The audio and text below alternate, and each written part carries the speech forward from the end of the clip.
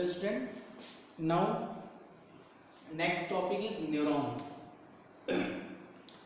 बात करें कि न्यूरॉन क्या होता है. अगर हम बात करें न्यूरॉन मेनली क्या होता है, it is consist of nervous system. Nervous system आपका होता है वो न्यूरॉन से बना न्यूरॉन कंसिस्ट करता है. Nervous system consist of neurons. बहुत से न्यूरॉन्स जब मिलते हैं तो आपके नर्वस सिस्टम का फॉर्मेशन होता है. वेरियस टाइप के सिस्टम्स को, जितने भी आपके डाइजेस्टिव सिस्टम है, रिस्पिरेटरी सिस्टम है, कार्डियोवास्कुलर सिस्टम है, तो सभी को ये ऑर्गेनाइज करते हैं या रेगुलेट करते हैं. तो ये एक सिस्टम के थ्रू करते हैं जिसे हम नर्वस सिस्टम कहते हैं. तो ढेर सारे न्यूरॉन्स मिलते हैं तो नर्वस सिस्टम का फॉर्मेशन करते हैं. इसलिए nervous system consist of neurons which conduct nerve impulse and are supported by unique connective cells known as neuroglia. mainly consist of neurons. nervous system neurons से बने होते हैं which conduct nerve impulse. ये nerve impulse को conduct करते हैं and supported by, जो आपके neurons होते हैं, जो singles यहाँ पे आप neurons का figure देख रहे हैं, ये supported by इनके इस सेल के चारों तरफ सपोर्टिव सेल होते हैं. इनको सपोर्ट करने के लिए इसको भी हम न्यूरोग्लिया कहते हैं.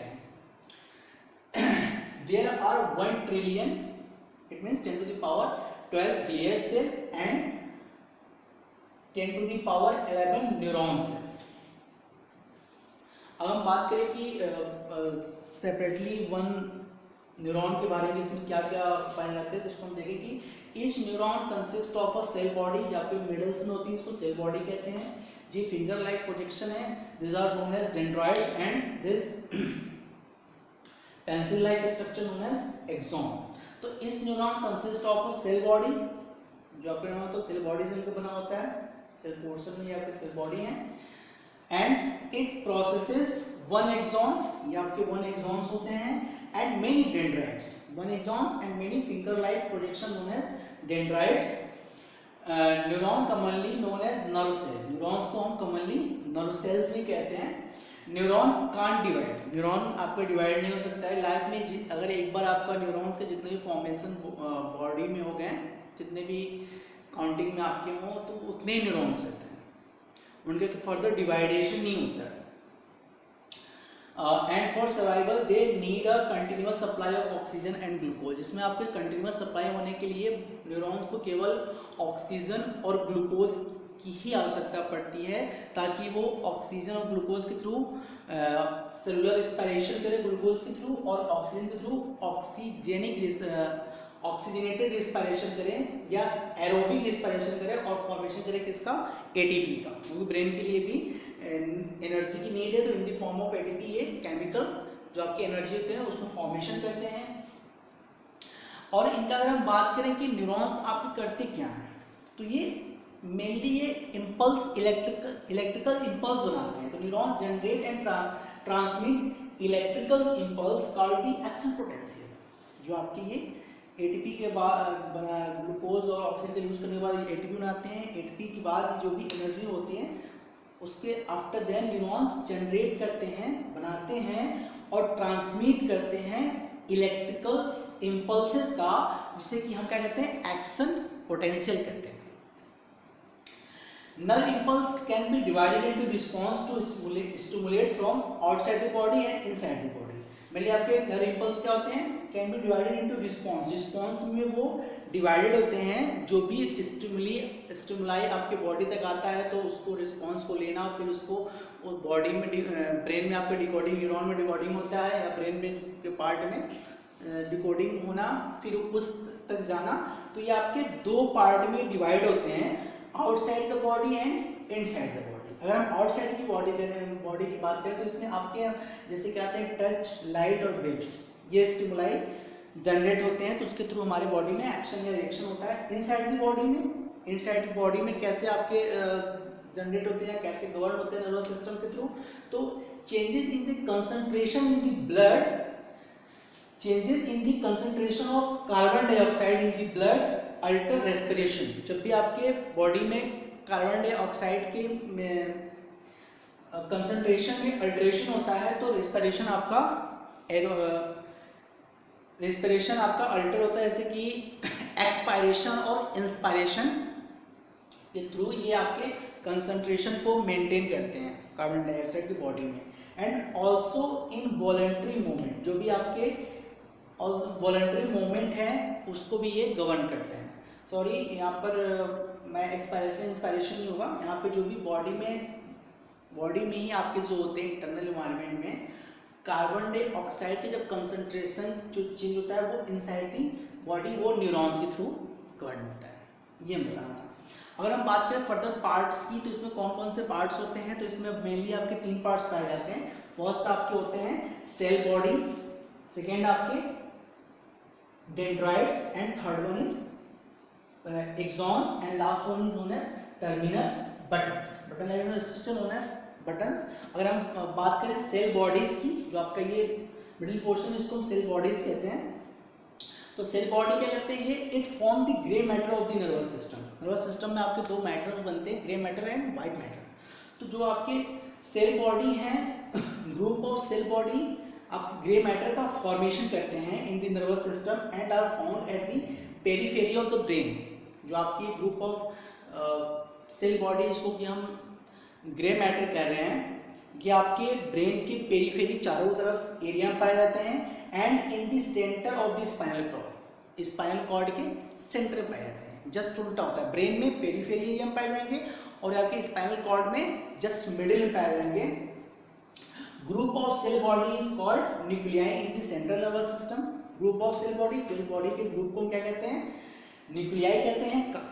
न्यूक्लियाई कहते हैं in the nervous system and ganglia in the peripheral nervous system. Ganglia peripheral nervous system में गैंग्लिया कहते हैं। एंड एक्सेप्शन, आपका एक एक्सेप्शन है, वो बेसल गैंग्लिया जिसको कि हम न्यूक्लियाई कहते हैं, वो आपके केवल और केवल सेरिब्रम पार्ट में पाया जाता है, केवल और केवल सेरिब्रम पार्ट में पाया जाता है। तो अगर हम बात करें होल सेल बॉडी की, तो group of cell body is called the nuclei in the central nervous system, whereas ganglia in the peripheral nervous system, and only exception is known as basal ganglia situated within the cerebrum. जो आपका next part है neuron का, वो है आपका axon and dendrites. Axon और dendrites में mainly क्या होते हैं, आपके ये पार्ट्स हैं, इसको कहते हैं एक्सॉन्स, और सेल बॉडी के अंदर जो फिंगर लाइक प्रोजेक्शन है उसको हम डेंड्राइट्स कहते हैं। तो these are extension of, mainly आपके क्या है, ये एक्सटेंशन ऑफ डेंड्राइट्स, ये सेल बॉडीज के एक्सटेंशन होते हैं न्यूरॉन, आपके एक्सॉन और डेंड्राइट्स। तो हम कहेंगे these are the extension of cell bodies and form the white matter of the nervous systems. जो भी आपके हैं ये क्या होता है, extension of cell body and form the white matter of the nervous systems. Axon are found deep in the brain. जो आपके एक्सॉन्स होते हैं वो ब्रेन के बहुत ही डीप में पाए जाते हैं and in group called tracts. Axon के हम ग्रुप को क्या कहते हैं, ट्रैक्ट्स कहते हैं। And at the periphery of the spinal cord, और आपकी ये स्पाइनल कॉर्ड के पेरिफेरी रीजन में पाए जाते हैं। एक्सॉन ब्रेन के डीप रीजन में पाए जाते हैं और स्पाइनल कॉर्ड के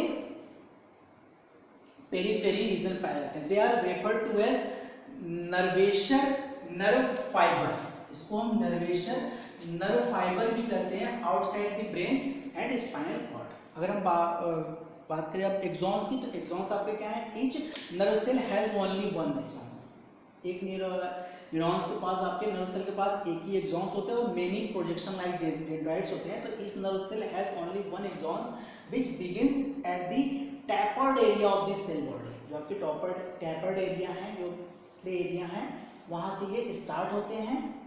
tapered area of the cell body, they carry impulse from the cell body. जो भी आपके सेल बॉडी से इंपल्स आते हैं डेंड्राइट्स के थ्रू, उसको वो आगे की ओर फर्दर कैरी ओवर करते हैं and sometimes they as long as 100 centimetre से। इनकी अगर लंबाई की बात करें तो ये आपके 100 सेंटीमीटर तक लंबे होते हैं। स्ट्रक्चर ऑफ एक्सॉन्स के बारे में अगर स्ट्रक्चर्स की बात करें एक्सॉन्स में और कौन कौन से आपके फर्दर स्ट्रक्चर्स पाए जाते हैं, the membrane of axon is called the axolemma. आपके जो मेम्ब्रेन जो होते हैं एक्सॉन्स की, जो मेम्ब्रेन होते हैं उसको हम एक्सोलीमा कहते हैं। ये पार्ट आपका एक्सोलीमा है, इसको एक्सोलीमा कहते हैं। And it enclose the cytoplasmic extension of the cell body. ये इनक्लोज जो होते हैं वो cytoplasmic extension of the cell body से होते हैं। आपके दो टाइप्स के जो कवरिंग होती है वो दो टाइप्स के न्यूरॉन्स के थ्रू होती है, उसको myelinated neurons and non myelinated neurons कहते हैं। तो माइलिनेटेड न्यूरॉन्स क्या होते हैं, जो माइलिनेटेड न्यूरॉन्स में जो होते हैं एक्सॉन्स जो होते हैं वो surrounded by myelin sheath. Myelin sheath जो रेड कलर्स के जो शो है ये आपके माइलिन शीथ है, तो माइलिन शीथ के थ्रू ये आपके कवर्ड होते हैं। जो आपके ये जो है ये वाले structures consist of series of Schwann cell. इसमें आपकी जो ये स्वान सेल्स, इसमें सीरीज ऑफ 1 बाय 1 करके आपके स्वान सेल्स होते हैं। Schwann cell and axon wrapped by Schwann cell plasma membrane. आपके क्या होते हैं कि स्वान सेल और एक्सॉन्स जिसके थ्रू वो घिरे होते हैं या रैप होते हैं उसको हम स्वान सेल प्लाज्मा मेम्ब्रेन करते हैं। There are small amount of fatty substance. आपके इसमें जो स्मॉल अमाउंट में फैटी सबस्टेंस होते हैं इसको हम माइलिन शीथ कहते हैं। जो उसको क्या कहते हैं, सॉरी उसको कहते हैं माइलिन कहते हैं कि माइलिन शीथ नहीं, उसको हम माइलिन कहेंगे। तो और outer most layer of the Schwann cell plasma membrane is known as neurilemma. जो आपके ये न्यूरिलेमा है स्वान सेल प्लाज्मा मेम्ब्रेन के आउटर मोस्ट लेयर को हम न्यूरिलेमा कह रहे हैं। और there are tiny area of expose axolemma between adjacent Schwann cell known as node of Ranvier. जो भी आपकी ये न्यूरिलेमा है जो आउटर मोस्ट लेयर, तो इनके बीच बीच में आपके गैप पाए जाते हैं, तो उसको हम नोड ऑफ रैनबियर कहते हैं। ये आपके माइलिनेटेड न्यूरॉन्स में ये आपका फिगर है, और ये आपके जस्ट नॉन माइलिनेटेड में। नॉन माइलिनेटेड में क्या होता है कि नॉन माइलिनेटेड ये आपके मेनली आपके जो पोस्ट गैंग्लियोनिक फाइबर होते हैं, दो टाइप के फाइबर होते हैं, pre ganglionic and post ganglionic fibre. तो आपके जो पोस्ट गैंग्लियोनिक फाइबर्स जो कि आपके सेंट्रल नर्वस सिस्टम में पाए जाते हैं उसमें आपके ये होते हैं मेनली। और सम आप एक तो आपके पोस्ट गैंग्लियोनिक फाइबर्स में होते हैं और कुछ आपके सेंट्रल नर्वस सिस्टम में होते हैं, उसमें आपके ये नॉन माइलिनेटेड न्यूरॉन्स पाए जाते हैं। ये आपके नॉन माइलिनेटेड न्यूरॉन्स आपके मेनली कुछ सेंट्रल नर्वस सिस्टम में और पोस्ट गैंग्लियोनिक न्यूरॉन्स में आपके पाए जाते हैं नॉन माइलिनेटेड न्यूरॉन्स।